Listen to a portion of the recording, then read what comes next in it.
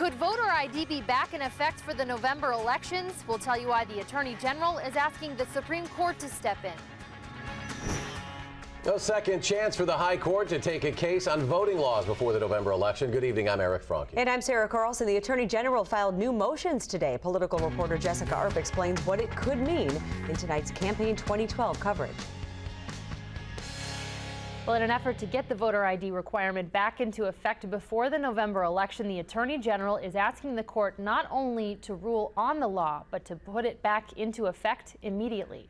I need to see your ID, please. Okay, there you go. Wonderful. A question that hasn't been asked in Wisconsin polls for months could be back in November if the Supreme Court agrees to take up two voter ID decisions at the request of Attorney General J.B. Van Hollen. Now they have an opportunity, I think, to make a timely decision, which should be in the best interests of people, whether they're for photo ID or not. Let's at least have the highest court in the state decide once and for all whether it's constitutional or not.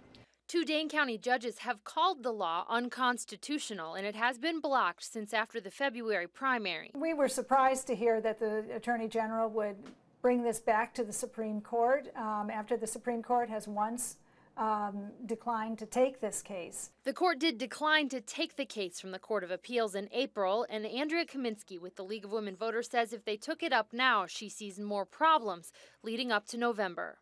There's been so many changes in the procedures, and we think it would be a grave error to introduce another significant change 2-3 months before a major election.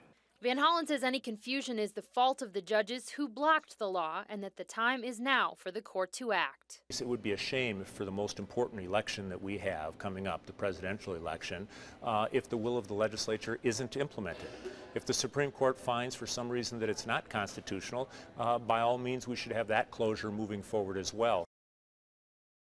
When asked why the court would take the case if they turned it down before, Van Hollen told me that he believes there is more information available to them now to make a decision, including briefs and a trial record. So what could this mean for voters then out there? Well, the Dane County clerk told me today that this could create an additional layer of confusion with the back and forth over the requirements, not to mention that there are deadlines approaching soon for poll worker instructions from the J.B. and mailing out absentee ballots and getting all of those printed as well. We'll stay tuned to see what it all means. Jess, thanks.